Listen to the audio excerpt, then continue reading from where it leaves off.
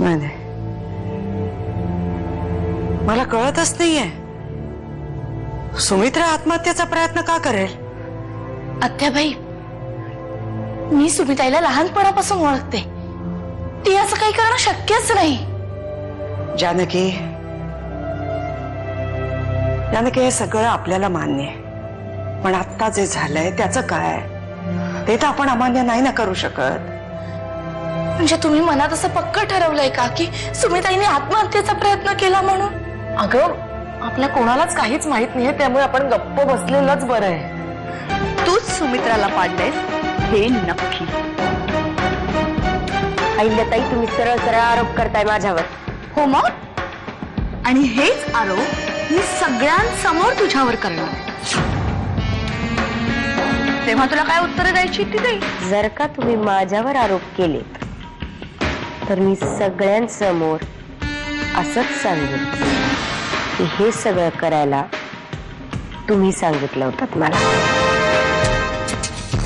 काय? मग बघू आपण, घरातले तुमच्यावर विश्वास ठेवतायत का माझ्यावर? निवडून आलेल्या 10 आमदारांना घेऊन पत्रकार परिषद घेणार असा शब्द दिला होता आपण. हो साहेब, तुम्ही सांगा कधी लावायची पत्रकार परिषद आणि त्या ठिकाणी काय बोलायचं याची एकदा आपण उजळणी करूया. मी तिथे नसेन वाकणेस. जोपर्यंत सुमित्रा बरी होत नाही तोपर्यंत मी इथून हलणार नाही.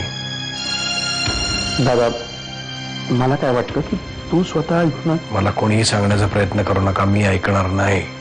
साहेब, पत्रकार परिषद कोण लीड करणार? मोकलवार. वामन, तुझा त्यांच्या बरोबर वाकणेसांना मदत होईल. अरे पण दादा, इथे कोणीतरी वामन दादा, इकडची काळजी नका करू, मी आहे इकडे यांच्या बरोबर.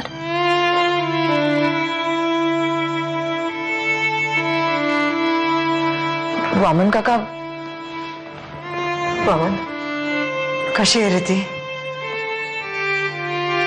एक्झॅक्ट परिस्थिती काय आहे ते मलाही माहित नाहीये, कारण हॉस्पिटलमधनं मला आणि वाकणीसांना दादांनी पत्रकार परिषदेत पाठवलं होतं. म्हणजे नरसिंह शिवायच झाली पत्रकार परिषद?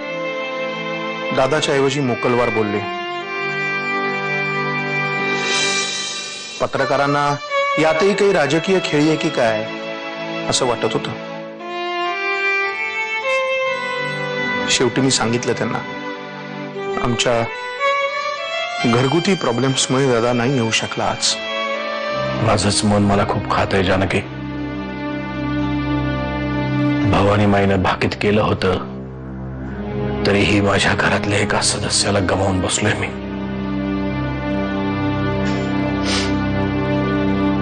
पण तिला वाचवणं हे ना तुमच्या हातात होतं ना आणखी कोणाच्या? एखाद्या स्वार्थी माणसासारखा फक्त माझ्या बायकोची काळजी करत बसलो मी. त्याच सगळ्याची परतफेड करताय ना इकडे थांबून? ही तडजोड झाली जानकी, उपाय नाही. सुमिताई घरी परत आल्यानंतर आपण तिची माफी मागू. तिची माफी मागण्यासाठीच तिच्या बेडजवळ 24 तास बसून राहणार आहे मी. तिने डोळे उघडले की हात जोडून माफी मागणार आहे मी तिची.